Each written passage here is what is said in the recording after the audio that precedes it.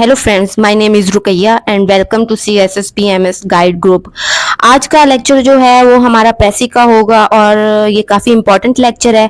मेरी काफ़ी क्लासमेट्स की भी रिक्वेस्ट थी कि मैं प्रेसी राइटिंग के बारे में कुछ बताऊं कि प्रेसी को कैसे लिखा जाता है। तो आज इस वीडियो में हम प्रेसी के बारे में ही बात करेंगे कि प्रेसी को कैसे लिखा जाता है, प्रेसी के क्या रूल्स हैं, प्रेसी लिखते वक्त हमें क्या चीज़ें ध्यान में रखनी है और कौन सी चीज़ें प्रेसी में मेंशन करना ज़रूरी नहीं होता, कितना टाइम जो आपको प्रेसी लिखने को देना चाहिए और कितने मार्क्स आप प्रेसी में स्कोर कर सकते हैं। सबसे पहले हम बात करते हैं कि प्रेसी होती क्या है, प्रेसी का मतलब क्या है। मोस्टली हमने 3 चीज़ों के बारे में सुना होगा, समरी, दूसरे नंबर पे पैराफ्रेजिंग और प्रेसी। तो ये 3 चीजें हैं जिनके बारे में हमने मोस्टली सुना हुआ है। स्टूडेंट्स, जो समरी होती है वो इल स्ट्रक्चर्ड हो सकती है। समरी में जरूरी नहीं है कि पैसेज के अंदर प्रॉपर फ्लो हो, आपको जिस तरह से ठीक लग रही है आप उसी तरह से उस समरी को लिख सकते हैं, लेकिन प्रेसी में एक प्रॉपर फ्लो का होना जरूरी होता है। प्रेसी एक प्रॉपर फ्लो के साथ चलती है। इसी तरह जब हम पैराफ्रेजिंग करते हैं तो हम उसमें किसी भी सेंटेंस को रिप्रोड्यूस करते हैं, बल्कि पैराफ्रेजिंग में हम सेंटेंस को लंबा भी कर सकते हैं, लेकिन प्रेसी में आपको रूल्स को फॉलो करना होता है। आपने इधर उधर की चीजें नहीं डालनी है। जैसे कि आपको पेपर के अंदर एक प्रॉपर पैसेज दिया होता है प्रेसी के लिए, जो कि 400-500 वर्ड्स का होता है। इस पैसेज को आपने कंडेंस करना होता है और इसको रिप्रोड्यूस करना होता है। अब आपने इसको इस तरह से रिप्रोड्यूस नहीं करना कि जिस तरह आप पैराफ्रेजिंग में करते हैं, बल्कि आपने ओरिजिनल टेक्स्ट में से मेन पॉइंट्स को लेना है और उनको अपनी अंडरस्टैंडिंग के अकॉर्डिंग रिप्रोड्यूस करना है। तो आपने कंडेंस रिप्रोडक्शन करनी है, क्योंकि प्रेसी में आपके पेपर्स पे ऐसे नहीं लिखा होता कि आपने ओरिजिनल टेक्स्ट का 1/3 करना है, लेकिन प्रेसी के रूल्स यही हैं कि आपकी प्रेसी का टेक्स्ट जो है वो ओरिजिनल का 1/3 हो। स्टूडेंट्स, ओरिजिनल टेक्स्ट का 1/3 आप इजीली निकाल सकते हैं और उसे 3 पर डिवाइड करेंगे तो ओरिजिनल का 1/3 आ जाएगा। प्रेसी का ये रूल आपने फॉलो करना है। आपको 3-4 वर्ड्स नीचे और 3-4 वर्ड्स ऊपर का मार्जिन मिल सकता है, लेकिन अगर 1/3 से कम या ज्यादा, बहुत ज्यादा हो जाए तो आपके लिए ये पेपर्स में इशू क्रिएट करेगी। नेक्स्ट इज दैट कि समरी का मैं ये कह सकती हूँ कि ये इल स्ट्रक्चर्ड हो सकती है और मैं इलॉजिकल नहीं कहूंगी, क्योंकि समरी में आप लोग सेंटेंसेस को इधर उधर अपनी मर्जी से कर सकते हैं, इसलिए हम इसको कह सकते हैं कि ये इरेगुलर स्ट्रक्चर है। लेकिन प्रेसी में जो भी सेंटेंसेस आपने बनाने हैं वो लॉजिकल होने चाहिए। अब यहाँ पे लॉजिकल का क्या मतलब है, यानी सेंटेंसेस कंप्लीट सेंस दे रहे हो। देन उसके बाद प्रेसी जब हम लिखेंगे तो सिर्फ मेन पॉइंट्स हम लिखेंगे, पूरा का पूरा टेक्स्ट नहीं उठा के लिखना। अनइम्पॉर्टेंट डिटेल हमने प्रेसी में से बिल्कुल निकाल देनी है, क्योंकि इस तरह से प्रेसी जो है वो लंबी हो जाती है और प्रेसी को प्रिसाइज होना चाहिए, इसीलिए इसका नाम प्रेसी है। और प्लीज ऑथर का पॉइंट ऑफ व्यू आपने प्रेसी के अंदर लिखना है, अपना पॉइंट ऑफ व्यू नहीं देना अपना। जब प्रेसी लिखें तो वो इजी और डिसेंट लैंग्वेज में होनी चाहिए कि एक 8वीं का जो बच्चा है जब वो उसे पढ़े प्रेसी को तो उसको समझ आ जाए कि ये वाली बात हुई है। प्रेसी में डिसेंट लैंग्वेज का मतलब ये है कि आपके पास economy of words, economy of vocabulary हो, ताकि जो भी आपने बात प्रेसी के अंदर समझानी है वो आप इजीली समझा सके। जब आपके पास वर्ड्स नहीं होंगे तो आप लोग प्रेसी नहीं लिख सकते, तो आपके पास वोकैबुलरी होनी चाहिए। जरूरी नहीं है कि हाई लेवल की वोकैबुलरी हो आपकी, आप अपनी प्रेसी के लिए सिंपल वर्ड्स भी यूज कर सकते हैं। आप अपनी प्रेसी को समझाने के लिए सिंपल वर्ड्स भी यूज कर सकते हैं, जो कि किसी के लिए भी अपने लिए एक मुकम्मल बात समझाने के लिए बहुत जरूरी होते हैं। चलिए अब चलते हैं फॉर्मेट ऑफ प्रेसी। प्रेसी का फॉर्मेट क्या है। आपकी प्रेसी का टाइटल 2 से 7 वर्ड्स पे मुश्तमिल होना चाहिए। आपकी प्रेसी का टाइटल आपको ओरिजिनल टेक्स्ट के स्टार्ट में या ओरिजिनल टेक्स्ट के एंड के जो होंगे पैसेजेस उसके अंदर ही आपको मिल जाएगा। दूसरी इंपॉर्टेंट बात जो आपने प्रेसी लिखते वक्त फॉलो करनी है वो ये है कि आपने अपनी प्रेसी जो है उसका टाइटल जो है वो आपने सेंटेंस फॉर्म में नहीं लिखना है, आपने अपना प्रेसी का टाइटल जो है वो फ्रेजल फॉर्म में लिखना है। अब मैं आपको यहाँ पे एक एग्जांपल देती हूँ कि फ्रेजल फॉर्म में टाइटल किस तरह से होता है और जो सेंटेंस फॉर्म में होगा वो टाइटल किस तरह से होता है। अब यहाँ पे ये टाइटल है इकोनॉमिक रिफॉर्म्स इन एशिया और दूसरा टाइटल ये है जो सेंटेंस फॉर्म में है और ये है कि economic reforms have transformed Asian market. तो आपने देखा यहाँ पे जो है वो वर्ब का इस्तेमाल किया गया है। आपने ये ऑक्सिलरी वर्ब्स जो है वो आपने टाइटल के अंदर यूज नहीं करने हैं। मजीद ये कि प्रेसी का जो टाइटल है वो एक जनरल टाइटल होना चाहिए, जिस तरह कि मैंने ये बताया कि इकोनॉमिक रिफॉर्म्स इन एशिया, तो ये इतना क्लियर है कि आपको पढ़ते ही पता लग जाएगा कि इसके अंदर क्या बात हुई है। तो ये चीजें जो है वो बहुत मैटर करती हैं जब हम प्रेसी लिखते हैं। इसके अलावा जब हम प्रेसी का पैसेज लिखना स्टार्ट करेंगे तो उसके स्टार्ट में थोड़ी सी स्पेस देते हैं, इसको इंडेंट स्पेस कहते हैं। आपकी प्रेसी जो है 2 3 4 पैसेजेस में नहीं होनी चाहिए, आपकी प्रेसी जो है वो एक सिंगल पैसेज में हो। ये क्लैरिटी भी जाहिर करती है, एक कोहेसिवनेस भी जाहिर करती है। एक पैसेज से ज्यादा आपने प्रेसी को नहीं एक्सटेंड करना। आपकी प्रेसी जो है वो ओरिजिनल का 1/3 होना चाहिए। ऐसी को 1/3 करने का तरीका मैं पीछे बता चुकी हूँ कि आपने डिवाइड करना है, टोटल वर्ड्स को 3 पे डिवाइड करना है, तो आपकी जो है वो 1/3 आ जाएगी। दूसरा तरीका ये है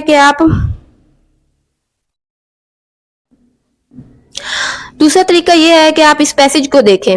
इसके अंदर मैं इसको इस तरह से डिवाइड करती हूँ कि ये ऊपर वाली जो 2 लाइंस हैं उसको मैं एक कंसीडर करती हूँ, नीचे वाली 2 को भी एक कंसीडर करती हूँ और लास्ट में एक रह जाती है, तो इसको मैं एक कंसीडर करती हूँ। तो ये क्या बनेगा, हम एक एक एक, ये 3 लाइंस हो गई, तो ये 5 लाइंस हुई। 5 लाइंस का पैसेज हुआ। फॉर एग्जांपल अगर 5 लाइंस का पैसेज है तो हम उसको कितने में लिखेंगे, 3 लाइंस में लिखेंगे। आई होप आपको इस बात की समझ आ गई होगी। नो डायलॉग, तो जब आपने प्रेसी लिखनी है तो वो आपने डायलॉग फॉर्म में नहीं लिखनी है। अब डायलॉग फॉर्म का यहाँ पे क्या मतलब है, आपने अपनी प्रेसी को इनडायरेक्ट स्पीच में लिखना है, डायरेक्ट स्पीच में नहीं लिखना है। अगर डायरेक्ट स्पीच वाले सेंटेंसेस अगर ओरिजिनल टेक्स्ट में हैं तो आप उनको इनडायरेक्ट में कन्वर्ट करेंगे। Amna said I will go to the store, Amna said I will go to the store, तो इनडायरेक्ट इसका ये बना, Amna said that he would go to the store the next day, तो ये हो गया इनडायरेक्ट। ठीक है, अगर हम इसी को हम प्रेसी में लिखेंगे, क्योंकि हमने प्रेसी में इसको प्रिसाइज करना है और ब्रीफ करना है, तो हम लिखेंगे Amna plan to visit the store next day. इसके अलावा आपने आउटसाइड इंफॉर्मेशन बिल्कुल भी प्रेसी में ऐड नहीं करनी है और अपना पॉइंट ऑफ व्यू बिल्कुल भी नहीं देना है। नेक्स्ट जो है कि प्रेसी जो है वो 3rd पर्सन में होनी चाहिए। अब जो प्रेसी है वो आपने 3rd पर्सन में लिखनी है, आपने 1st या 2nd पर्सन में नहीं लिखनी है। फॉर एग्जांपल अगर आप 1st पर्सन या 3rd फॉर एग्जांपल आप 1st पर्सन या 2nd पर्सन की बात करते हैं तो वो हो गए आई वी यू, ये वाले जो हैं वो 1st और 2nd पर्सन है। इसके अंदर जो भी आपने प्रोनाउन और रिफ्लेक्सिव प्रोनाउन यूज करने हैं वो आपने 3rd पर्सन में यूज करने हैं। अब 3rd पर्सन में ही, शी, इट और दे आता है। आपने प्रेसी के अंदर ये वाले वर्ड्स यूज करने हैं ऑथर को रेफर करने के लिए। आप स्टार्ट में ऑथर का नाम यूज कर सकते हैं, आप स्टार्ट में ये भी लिख सकते हैं कि ऑथर सेज, लेकिन जो बाद में पैसेजेस आएंगे आपने उसको ही या शी या इस तरह से रेफर करना है। आपने उसको बार बार उसकी रेपिटेशन ऑथर के नाम की नहीं करनी है या वर्ड ऑथर की भी नहीं करनी है। इसके अलावा जब आपने प्रेसी लिखनी है तो आपने लिटरेरी या फ्लावरी लैंग्वेज का यूज नहीं करना है, बल्कि आपकी लैंग्वेज जो है वो बिल्कुल सिंपल होनी चाहिए। जैसे कि मैंने पहले बताया कि आपकी प्रेसी इस तरह की होनी चाहिए कि वो एक छोटे बच्चे को जो 6th क्लास में पढ़ता है उसको भी समझ आए कि आपने प्रेसी के अंदर क्या लिखा है। लिटरेरी डिवाइसेस जैसा कि सिमिली हो गया, मेटाफर हो गया, सिंबलिज्म हो गया, आपने इसका इस्तेमाल बिल्कुल भी नहीं करना है। जैसे कि आप जॉन डॉन की पोइट्री को पढ़ें तो उसके स्टांजास में जो है, उसकी पोएम के जो स्टांजा हैं उसके अंदर मोस्टली वो मेटाफर को यूज करता है। जैसे कि जॉन डॉन अपनी पोएम द सन राइजिंग में सन का मेटाफर यूज करता है। Here John Donne calls sun busy old fool. We suggest that the sun is disrupting lovers' peaceful and private life. तो इसमें जॉन डॉन जो है वो सन को as a external word refer करता है जो कि एक मेटाफर है। तो इसी तरह मेटाफर आपने यूज नहीं करने हैं और ना ही आपने सिंबलिज्म का यूज करना है और सिमिली का यूज करना है। जिस तरह सिंबलिज्म का यूज जो है वो, जिस तरह वर्ड्सवर्थ ने अपनी पोइट्री में सिंबलिज्म का यूज किया हुआ है या टी.एस. इलियट ने किया हुआ है। जो प्रेसी है वो बिल्कुल सिंपल होनी चाहिए।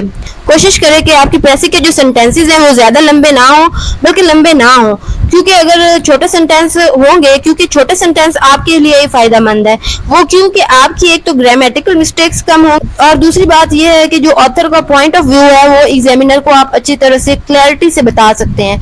तो आपके सेंटेंस जो है वो शॉर्ट होने चाहिए, लंबे नहीं होने चाहिए, और उसके अंदर आपने कंजंक्शन या कनेक्टर्स का यूज तो बहुत ही मिनिमम करना है, ताकि आपका सेंटेंस जो है वो कॉम्प्लेक्स ना हो। अब कनेक्टर्स की लिस्ट ये है, फॉर, एंड, नॉर, बट, और, yet, so, although, because, since, if, they, sorry, if, unless वगैरह वगैरह। तो ये वाले सारे कनेक्टर्स हैं, इनका आपने मिनिमम यूज करना है अपनी प्रेसी के अंदर, क्योंकि ये जो कनेक्टर्स होते हैं ये सेंटेंसेस को आपस में जोड़ते हैं, जो कि सेंटेंस को मजीद कॉम्प्लेक्स कर देते हैं, यानी सेंटेंस को लंबा कर देते हैं। और प्रेसी में हमने शॉर्ट सेंटेंसेस लिखने हैं। मेरा मतलब शॉर्ट सेंटेंस का ये नहीं है कि आपने सेंटेंस पूरा नहीं लिखना, आपने सेंटेंस कंप्लीट लिखना है। एक सेंस आपका सेंटेंस जो है एक कंप्लीट सेंस दे रहा हो, अगर आप किसी को समझाएं तो वो बात समझ आए। जैसे कि मैं पहले बता चुकी हूँ कि आपने अपने सेंटेंसेस को सिंपल रखना है, तो आपने कम से कम कनेक्टर्स का यूज करना है, और सेंटेंसेस को बिल्कुल कॉम्प्लेक्स नहीं करना। कॉम्प्लेक्स सेंटेंसेस वो होते हैं जिनमें दो या दो से ज्यादा सेंटेंसेस का यूज होता है और उनको कनेक्टर्स के जरिए लिंक किया जाता है, तो आपने ये बिल्कुल नहीं करना है।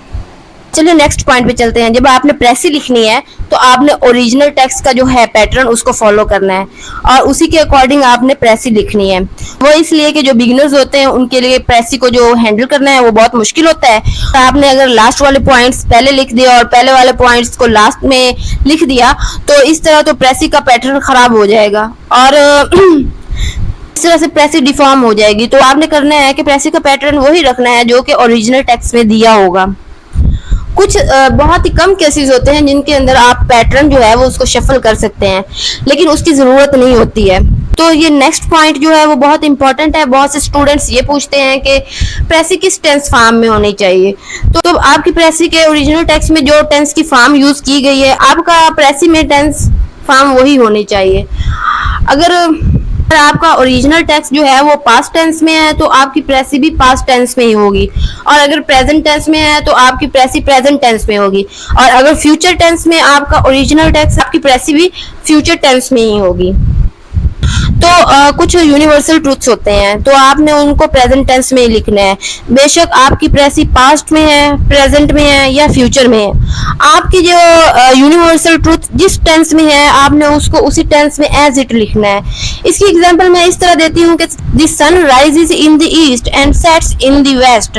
तो इसमें ये जो है ये इसमें प्रेजेंट, तो इसमें ये प्रेजेंट इंडेफिनिट यूज हुआ है। तो जब आप प्रेसी में लिखेंगे तो आपने इसको इसी में एज इट लिखना है, प्रेजेंट इंडेफिनिट में ही लिखना है। तो ये एक यूनिवर्सल ट्रूथ है, तो जाहिर है तो हम इसको इसी तरह लिखेंगे। एक और एग्जांपल लेते हैं, gravity pulls objects towards the earth centre. अब ये भी एक यूनिवर्सल ट्रूथ है कि जो ग्रेविटी की फोर्स है वो चीजों को अपनी तरफ नीचे खींचती है। तो अगर ओरिजिनल टेक्स्ट में यूनिवर्सल ट्रूथ आए तो आपको एज इट ही लिखना है।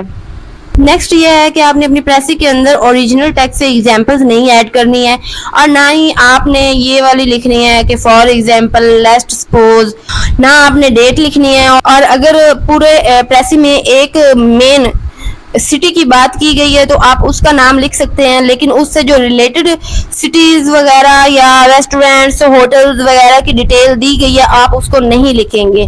आप जो इम्पोर्टेंट पर्सनैलिटीज हैं उनके नाम लिख सकते हैं किसी हद तक, लेकिन अगर बहुत सी इम्पोर्टेंट पर्सनैलिटीज के नाम दिए हों तो सिर्फ आप वहां पर ये भी लिख सकते हैं कि इम्पोर्टेंट पर्सनैलिटीज। आपको जरूरत नहीं होगी कि आप उनके नाम मेंशन करें।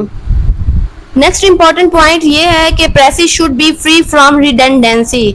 अब यहाँ पे आपकी प्रेसी में किसी किस्म की वर्ड रेपिटेशन नहीं होनी चाहिए। अगर आपको सेम पॉइंट ही एक्सप्लेन करना है तो आप उसके लिए अल्टरनेटिव वर्ड्स यूज कर सकते हैं। वो कैसे कि अगर एक सेंटेंस इस तरह है, वो इस तरह के देखिए इस सेंटेंस को, the government must ensure that citizens have access to quality education. कि गवर्नमेंट की जगह आप एडमिनिस्ट्रेशन कर लें और सिटीजन्स की जगह आप इंडिविजुअल का यूज कर सकते हैं। एक्सेस की जगह आप रिसीव का वर्ड यूज कर सकते हैं, और क्वालिटी हेल्थ केयर की जगह आप हाई क्वालिटी मेडिकल केयर का वर्ड यूज कर सकते हैं। आज के लिए बस इतना ही। अगले लेक्चर में हम प्रेसी लिखने के स्टेप्स को पढ़ेंगे और मैं अपने प्रेसी के सैंपल्स जो मेरे टीचर्स ने चेक किए थे, मेरे पास पड़े हुए हैं, मैं वो भी शेयर करूंगी। इसके अलावा हम पढ़ेंगे कि कौन कौन सी मिस्टेक्स हैं जो आपको प्रेसी के अंदर नहीं करनी चाहिए। मैं आपको प्रेसी का ड्राफ्ट भी बनाना सिखाऊंगी और मैं अपने सैंपल्स भी आपके साथ शेयर करूंगी और मैं ये भी बताऊंगी कि मेरा अपना मेथड क्या है प्रेसी को अटेम्प्ट करने का। ग्रुप का ये फायदा है कि आपको डेली बेसिस पे एक टास्क असाइन किया जाएगा और आपकी असाइनमेंट्स भी चेक की जाएंगी।